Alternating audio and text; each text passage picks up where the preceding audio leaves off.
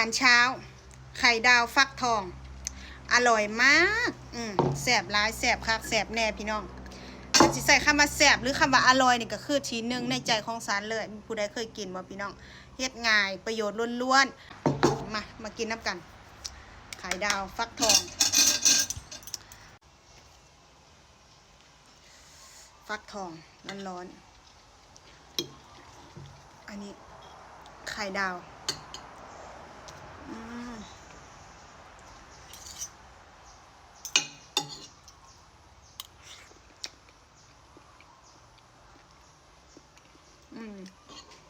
เลิศมาก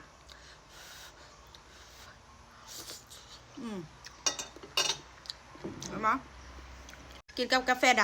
ำหนาวปานใดก็กินกาแฟดำแช่เย็น โอ้ย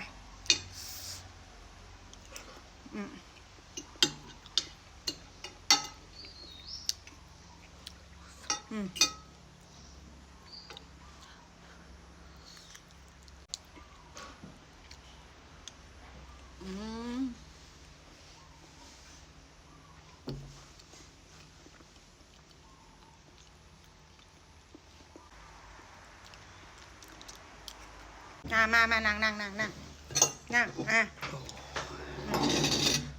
โอ้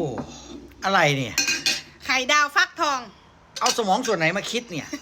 คิดเองหรือไปเห็นของใครมาหรือเปล่า คิดเองล้วนๆอันนี้คิดเองอันนี้ช้อนประโยชน์ล้วนๆเลยนะ ประโยชน์ล้วนล้วนๆเลยนะ สมองอันชันฉลาดแล้วเราจะกินอะไรกับอะไรก่อนนี้ฟักทองนะกินเลย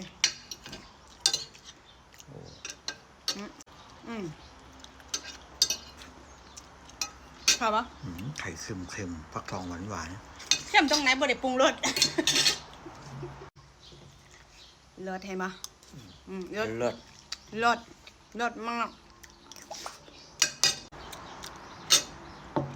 ประโยชน์หลาย